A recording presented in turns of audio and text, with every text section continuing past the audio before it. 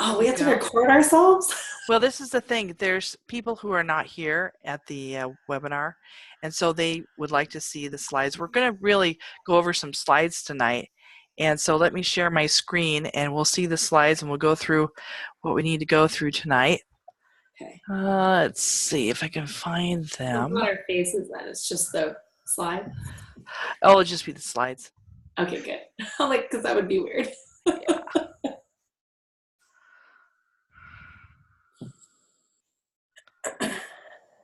Okay, now you have to kind of guide me and tell me what you see on your screen.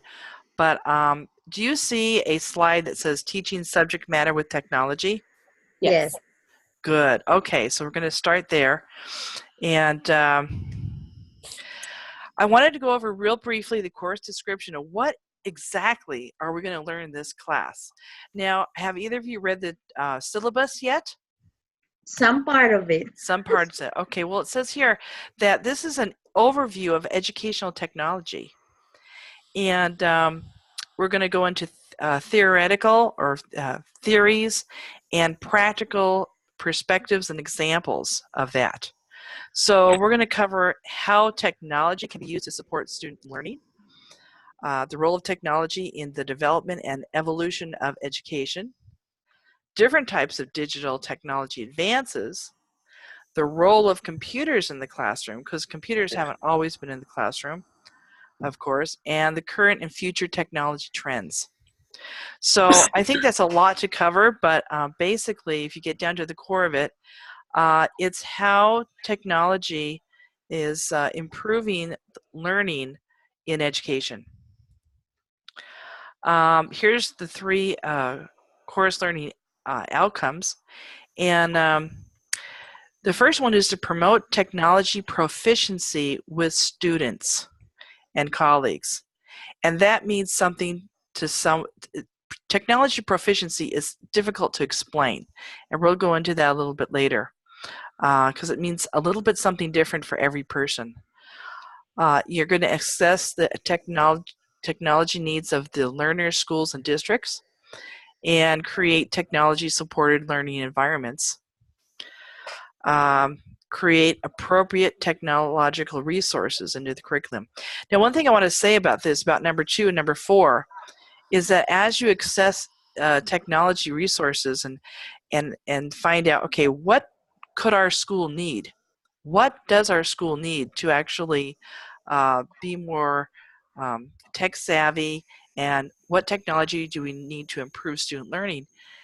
Is that a lot of it is in funding. And so one thing I did since I was into technology is I learned how to write grants. And I got money, and I got supplies, and I got sets of computers and all kinds of things. So if you have a plan and you're very creative, you can get the things that you need for at least your classroom by learning how to write grants and things. I wanted to point out one difference in the course breakdown about the grades is that discussions, it says it's 40% for discussions, but actually this grade breakdown was written before I taught the class, and the other teacher didn't have webinars. So we're going to do 20% discussion, 20% of the grade is discussions, and 20% is webinars. Okay? Okay. So what do you mean 20% webinars? Like participation Well, or yeah, it's participation, and if you do not attend the webinar live, then you need to watch the recording and write a 100-word summary about what you learned from the webinar. So I know that you at least watched it, you know. Right. And it says here in the deadlines, I think the deadlines are pretty universal for the United States University, that if you're late, that it will be your assignment will be dropped one letter grade. If there's something that comes up, please let me know. I mean, I'm not like, if you have open house the same night that something's due and it's just impossible, let me know about those things, because I know teachers are very, very busy. All right. There's our book, and chapter 1 is defining educational technology. Have either of you read chapter 1 yet? Yes, I have. Good. Good. Okay. So we're going to go over some key points. The first thing it says is, what is technology? And Elaine, since you don't have the book yet, I'm just kind of doing a quick overview so you know what the book goes over. So technology is the knowledge to create. That's according to the textbook that we have. And I saw this quote that really goes along with it very well. Is imagination without knowledge may create beautiful things. Knowledge without imagination can create only perfect ones. So when you think about that and you think about technology, I think that's a real profound quote that Albert Einstein had even before we had computers. So you can read down here what technology is. These are just a few key points that I took from the textbook that I wanted to write down so you could read. But one thing I want to point out here is the third one. As technology changes, what people do with technology changes. So that's really, really pretty profound. So you have to think about, maybe you're doing a PowerPoint slides with your kids, but there's other things they can do than PowerPoint slides. As the technology advances and there's other ways to present their information, you need to try those new ways, because what people do with technology is always changing. Mm-hmm. Right. And then it goes over what is education. I like this quote from Nelson Mandela: education is the most powerful weapon which you can use to change the world. It's true. And the thing that I want to go over is the first and the last point here, but you can read them all as I'm talking to you. Education involves a purpose or goal and a process of support or guidance towards the achievement of that goal. And those goals that I think are every day, you should have a learning objective written on the board, posted, and that way you have a goal for your learning. And by the end of the day, will students be able to, whatever it is that your learning goal is. Learning, like technology, involves change. Very much. Very much so. Even history. The perspective that we look at history changes. Education involves a broad range of learning, and this is really important. Learning, instruction, and performance. And I think that a lot of educators don't think about the last one, is how performance is part of education. That's why we're going to a lot of performance-based assessments these days instead of just multiple choice. Great. And what is educational technology then? Now that we've defined education and we defined technology, can either of you, in a nutshell, just give me one sentence, what is educational technology? Well, it's the integration of technology in the instruction of Good. the teacher, and then it's the students doing some activities that allows them to explore the technology that are available in the classroom as well. Very good. What about your definition, Yvonne? I would say that educational technology has to do just with the use of technology in the classroom and using that in your teaching and when you are, teaching lessons to students. So that's good. Those are both good definitions. According to the book, education that can help someone learn something. Let me make sure. I think I've quoted that wrong. I think it's supposed to say technology that can help someone learn something is educational technology.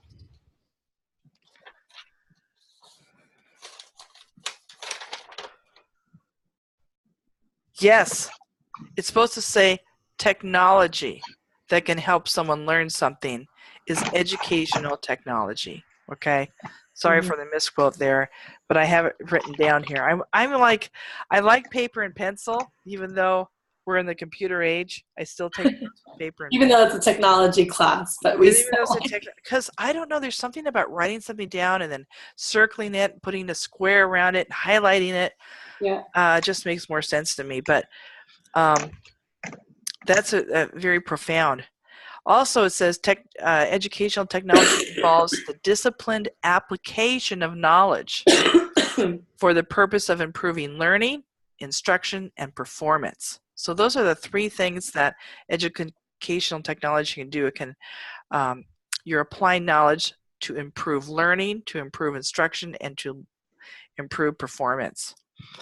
Now, were either of you aware that there are 3 key assignments for this course? Mm-hmm. Yeah. Okay, there's 3 key assignments, and so I've put this here. You could read this at your own time, but you might want to. The first one is actually due Sunday of week 2, so you want to read the key assignment and start thinking about these things, because you're going to address the following questions. What are some positive or negative aspects about technology? I'm sure as a teacher, you see that every day. Mm-hmm. And you agree or disagree with the author. There's some things that he's written that I have in some other slides. And what do you think is missing from the article? So those are all things to think about. Now, chapter 2 is about values, foundation, and a framework. And I think, at least Yvonne, you have read about the 7 pillars of that were listed in the book. Just to let you know, those 7 pillars are Spector's ideas, and that there could be more or less pillars depending upon your point of reference. I like this from chapter 2, everything changes and nothing remains still, and that was from Plato, way back when. Chapter 2 talks about how people in the medical technologies, they have all this technology to do things such as cloning, and it says here, should they be guided by ethical principles? And if they should be, should educational technologists, should they be guided by ethical principles? And then another question is that the author asks is contributing to the digital divide wrong? What if we have an advancement of technology and we are able to, like, for example, iPads. I think one of you have iPads in your classroom? I do. Yes. So what if you have iPads in the classroom, but yet 10 of your students have iPads at home and the others don't? So are we contributing to the digital divide?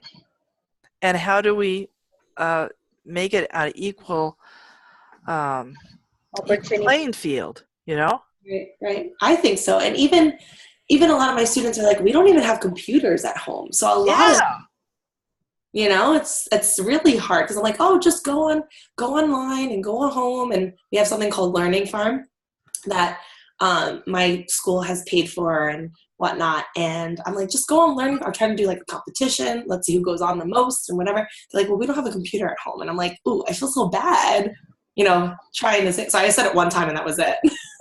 Yeah. So you see, the thing is what do you think about that, Elaine? I tell them to use their cell phones, because majority, if not all my students, have even more advanced cell phone than I do. So I tell them, like, hey guys, your cell phones are just little computers. They work the same way, like, in terms of browsing and using the internet, I tell them to use their cell phones at home. Because it's the same thing. It's just like when they are in school, their iPads are bigger. To me, that's just my perspective. Because, all of these things that we have, all of these things that we use, it's nothing but just a memory card and whatever hardwares that they have over there, videograms or whatever. It's all the same. They are just packaged in a different way. But functionality, they have limitations. But in terms of searching the web, I tell my students, go ahead and use your own cell phone, search the answers for these questions and write them in your notebook, pass it tomorrow. I don't have any problem with that because that's what and if they say, oh, I can't use my cell phone, I'm on punishment at home, and I write a note, I said, please allow your child to use the cell phone today for the homework. And they come back to my class with the homework. That's great, Elaine. You've got this down pat, don't you? This is good. I like I that. don't allow any excuses for my kids Yeah, to do that's anything. really good. Now, another question is that the author Spector poses is, will educational technology dramatically improve learning and instruction? And he says that in a way that implies that educational technology has not yet improved learning and instruction. So we have to, the difference between using technology and educational technology is the principles of educational technology are based on data-driven results.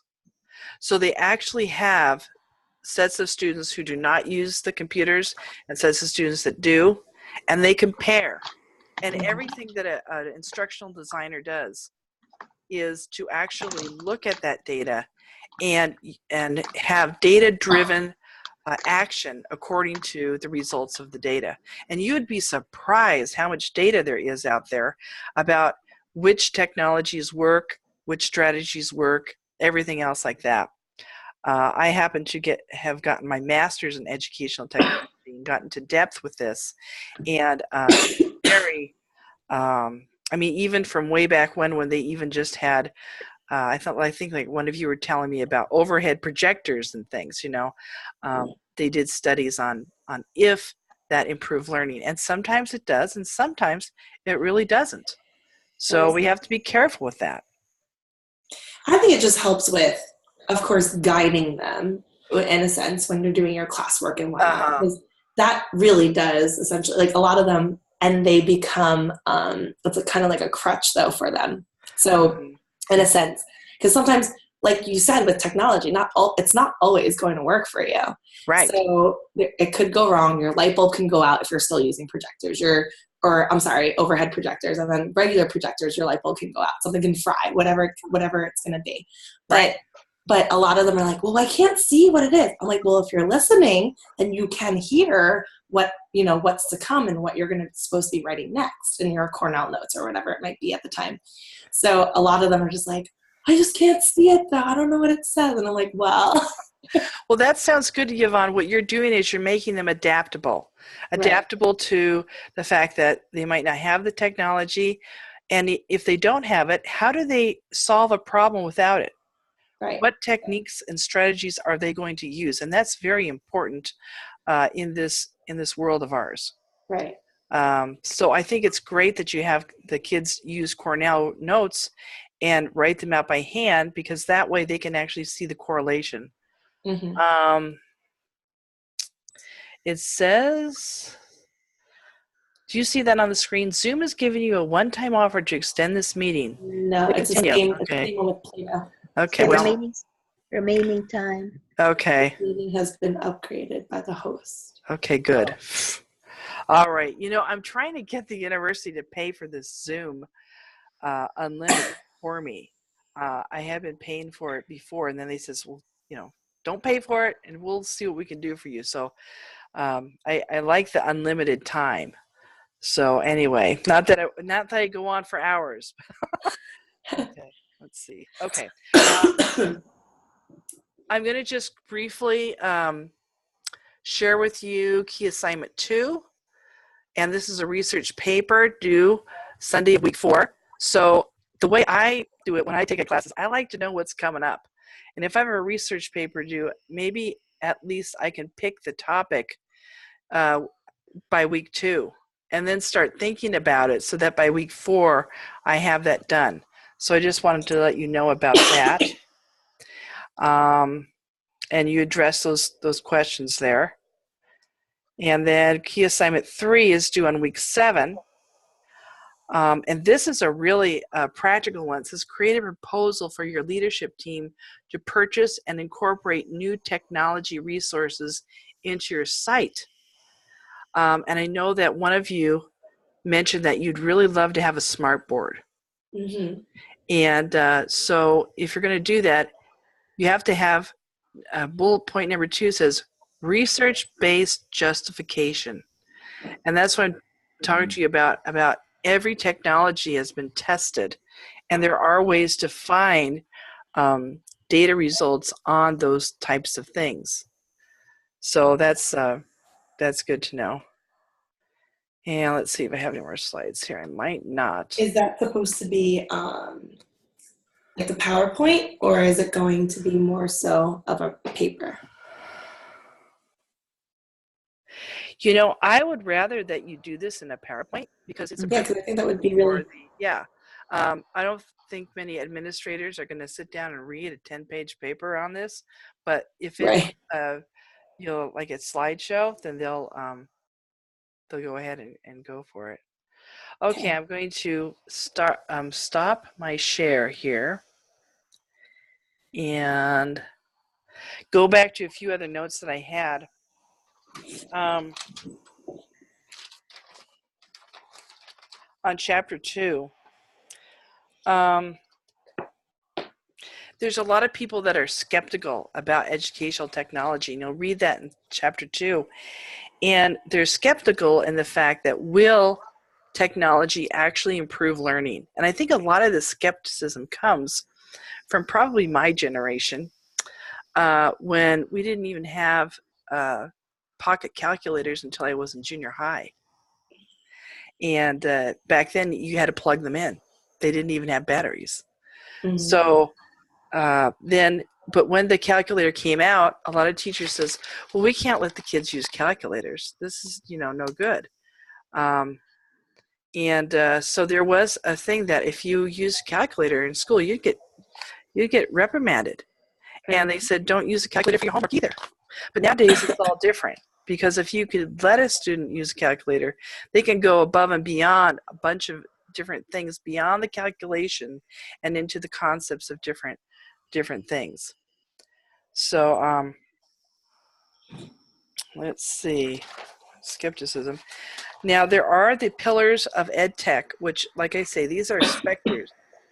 And he puts in communication as one, which I agree with, interaction, environment, culture, instruction, and learning. I think that the culture thing is, we're becoming such a, I don't know if you've ever read The World is Flat, but what that implies is that our world, not only is our country used to be like a melting pot of all different cultures, but now our world is getting to be that way because of the communication.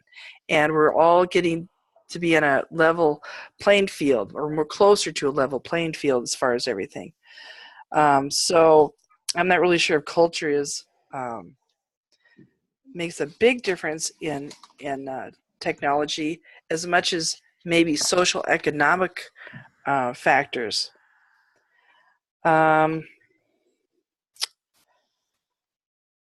Let's see here. People learn what they do, and they repeat what they are successful at.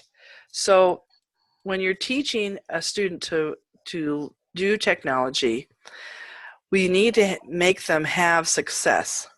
Mm-hmm. And praise them for their success. And I teach a lot of older people how to use technology these days. And they come to the table with this attitude like, I just can't do it. I know I can't do it. I'm too old to learn. But I think that praising little steps along the way is what helps all students, regardless of their age, mm-hmm. of helping them learn the technology. One of the changes that has happened lately with the standardized testing is that when they do math, they have to actually use the computer program to do graphing, mm-hmm. and to plot points, and to things that I would never imagine you would do on a computer for a test, mm-hmm. that they're actually doing now. And so doing practice tests and helping the students learn how to manipulate different things on the computer so that they're ready for the test is a vital a vital role of teachers these days.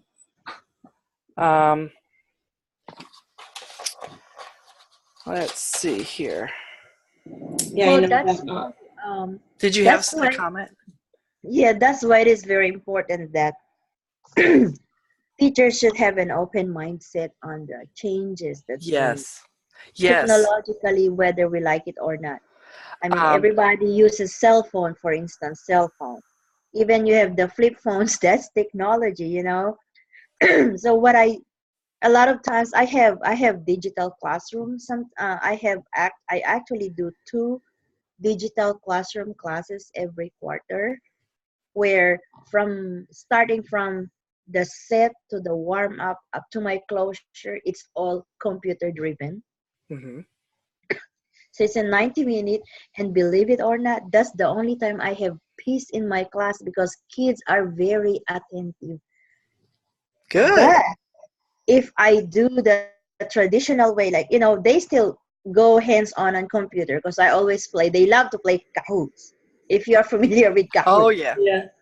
If you do Kahoot at the end of the, and I said, okay, you gotta listen because at the end of the day, before you leave my class, you're gonna have this competition and we'll play Kahoots and they will be listening. But you can see the difference if it is technology driven. Um, when I start my day and they will ask me, I mean, they will know because they keep asking, like, is it this tomorrow or digital day? If I said yes, then they come back. They'll be very, very anxious to get hold of their iPads. But I love that term, Elaine, a digital day. That I love yeah, that. That's thank great. you. So yeah, I put on my set. They look at it and then I turn it off and then we discuss and then we do those Kagan strategies that they taught us.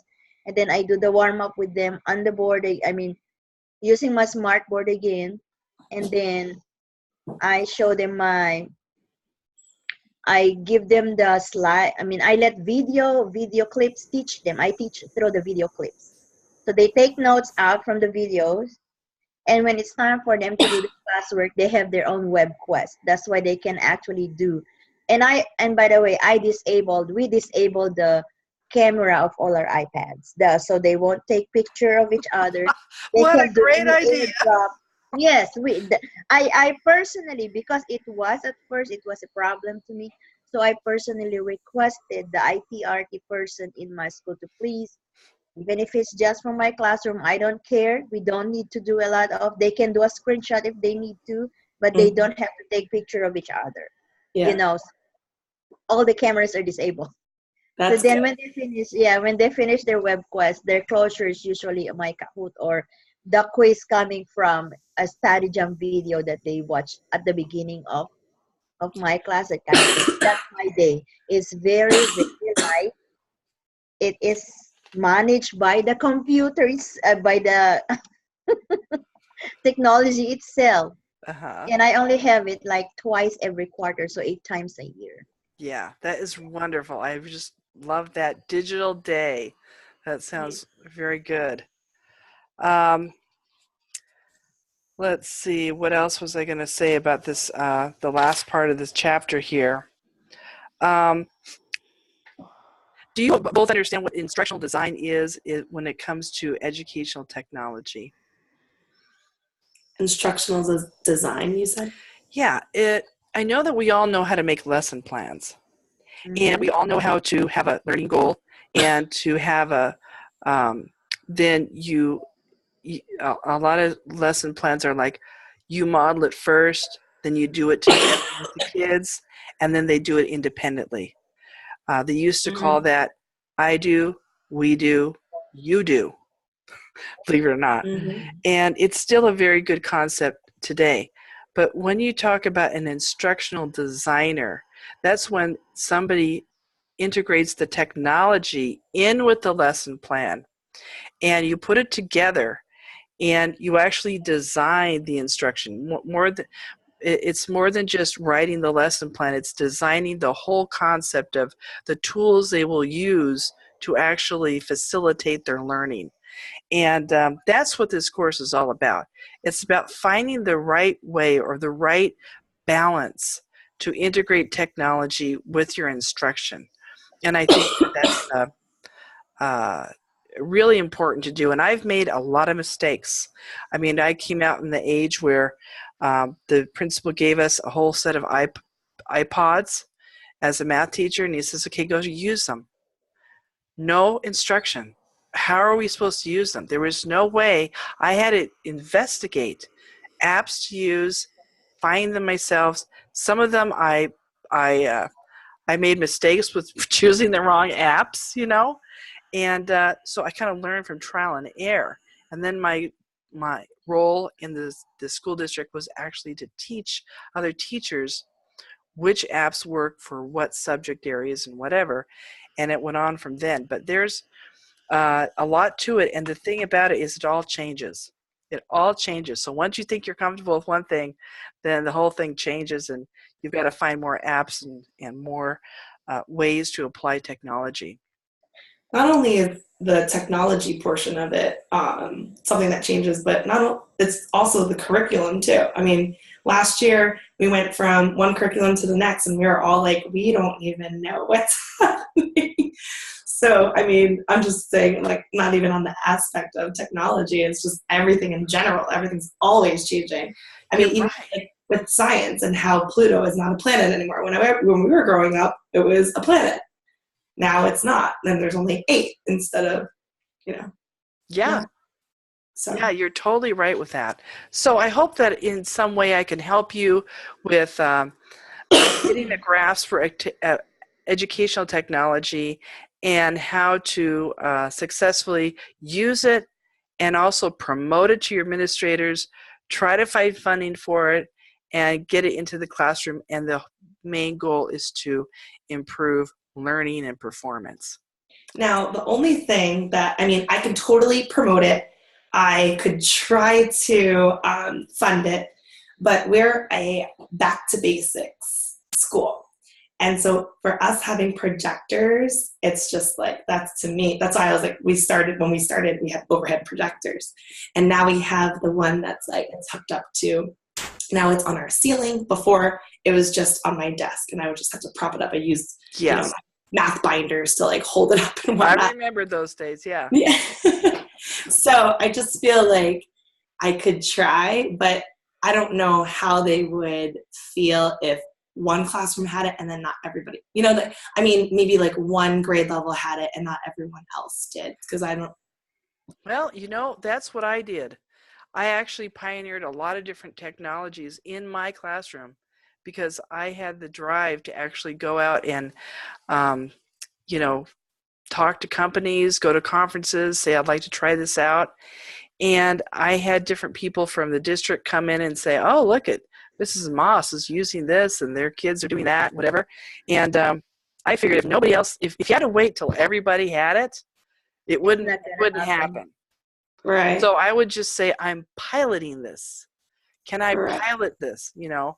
Right. And so, yeah, I was one of the first to pilot the iPods. And then I wanted to pilot iPads. And so then I wanted to pilot how to teach kids how to program so they could actually program the computers. And that was really fascinating too. So, yeah, I see what you mean, but you got to start somewhere. You know what I mean?